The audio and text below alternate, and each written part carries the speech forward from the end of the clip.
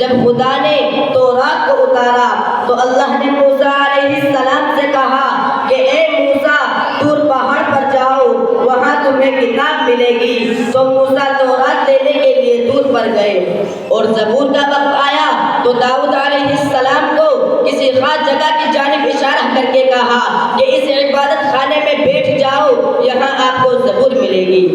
اور جب خدا تعالیٰ نے انجیل نازل کرنے کا ارادہ کیا تو حضرت عیسیٰ علیہ السلام سے کہا اپنے عبادت خانے سے باہر نہیں جانا، اس طرح سے تمہیں انجیل ملے گی۔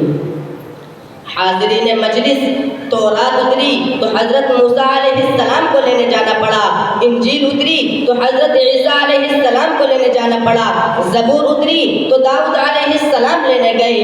لیکن جب قرآن اترا تو کون لینے گیا؟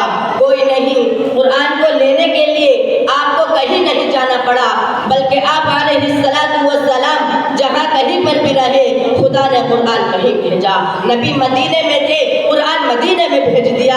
نبی بدر میں، قرآن بدر میں، نبی احد میں، قرآن احد میں، نبی خندق میں، قرآن خندق میں، نبی غزوہ تبوک میں، قرآن غزوہ تبوک میں، حتیٰ کہ نبی عائشہ صدیقہ کے بستر پر، قرآن بھی عائشہ صدیقہ کے بستر پر۔ محترم بزرگوں، اور قرآن کے حفظ کرنے والے کا مقام محشر کے دن دیکھنا آج تو بتایا جا سکتا ہے، دیکھنے کا دن تو اس دن ہوگا جب حافظ تمام لوگوں کو اتار کر کے حق جل مجدہ ارشاد فرمائے گا، او حافظ قرآن ادھر آؤ، یہ جنت کھلی ہوئی ہے، جنت کے سارے دروازے آپ کے اعجاز میں کھول دیے گئے۔ تو دنیا میں میرے کلام کا محافظ تھا، تیرے سینے میں میرا کلام محفوظ رہا۔ دنیا نے اپنے سینوں کو عداوت سے آباد کیا، بغض و حسد سے آباد کیا، کینہ کپٹ سے آباد کیا، دنیا بھر کی دشمنیوں سے آباد کیا۔ ارے قربان جائیے اس بندے کے اوپر جس نے اپنے سینے کو رب کے کلام سے آباد کیا۔ اس سینے کے کیا کہنے ہیں؟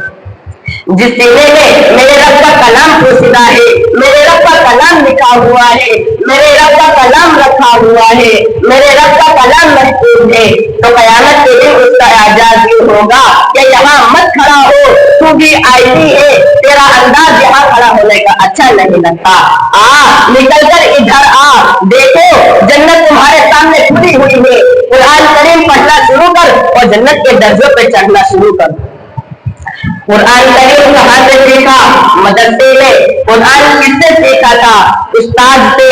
رب کائنات کی قسم، آقا رحمت فرماتے ہیں اقرأ وارتقی ورتل کما كنت ترتل في الدنيا۔ قرآن کریم پڑھ اور جنت کے درجوں پہ چڑھنا شروع کر۔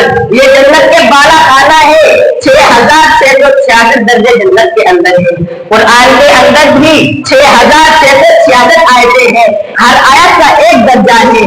گویا حافظ قرآن پوری جنت کو اپنے سینے میں لیے پھر رہا ہے۔ ارے تم عالم سے پوچھو کہ کیا کرتا ہے، وہ کہے گا میں یہاں جنت کی طلب میں کر رہا ہوں۔ کوئی نمازی سے پوچھے کہ تیرا سر یہاں سجدے میں کیوں ٹکا ہوا ہے، تو یوں کیوں پڑا ہے، وہ اٹھ کے کہے گا مجھے جنت چاہیے، میں جنت کی طلب میں بیٹھا ہوا ہوں، میں جنت کی طلب میں اپنے سر کو زمین پر رگڑ رہا ہوں، اپنے پیشانے کو زمین پر رگڑ رہا ہوں۔ تم کسی زکات دینے والے سے پوچھو، ارے زکات دینے والے تو زکات کیوں دے رہا ہے، تو اپنی کمائی کیوں خرچ کر رہا ہے، تو وہ کہے گا مجھے جنت چاہیے۔ ارے مجاہد سے پوچھو کہ تو یوں جہاد میں اپنی جان کا نذرانہ کیوں پیش کر رہا ہے، مجاہد کہے گا مجھے جنت چاہیے۔ اللہ کے گھر کا طواف کرنے والا اپنے کپڑے اتار کر، اپنی پوشاک اتار کر اللہ کے گھر کا چکر لگا رہا ہے، تو اپنے گھر کا چکر کیوں لگا رہا ہے، تو اس انداز میں طواف کیوں کر رہا ہے، تو اپنے گھر کے اندر بڑی اچھی پوشاک پہننے والا تھا، تیرے بدن کے اوپر 10,000 کا لباس تھا، میں یہ کہوں گا کہ قسمتوں کی کوئی انتہا نہیں ہوا کرتی ہے۔ تو اپنے گھر کے اندر شہزادہ تھا، انگلیوں کے اشاروں سے سلطنتیں چلایا کرتا تھا، لیکن آج تو بغیر سلے کپڑے میں ننگے پیر، ننگے سر، ننگے بدن اور چادروں کے اندر अंदर मजबूत उस रब के घर का चक्कर क्यों लगा रहा है? तो वो कहेगा मैं जन्नत की तरफ में चक्कर लगा रहा हूँ। अरे कुर्बान जाइए इस बंदे के ऊपर जिसके सीने में मेरे रब ने 30 पारों को महफूज किया कि तू दुनिया में घूम जा जन्नत की तरफ में, और जन्नत मेरे हाफिज कुरान के अंदर महफूज है। मैं आम आदमी की बात नहीं कर रहा हूँ, मैं एक हाफिज कुरान की बात कर रहा हूँ जिसने रब के कलाम को महफूज किया, मैं उसकी बात कर रहा हूँ।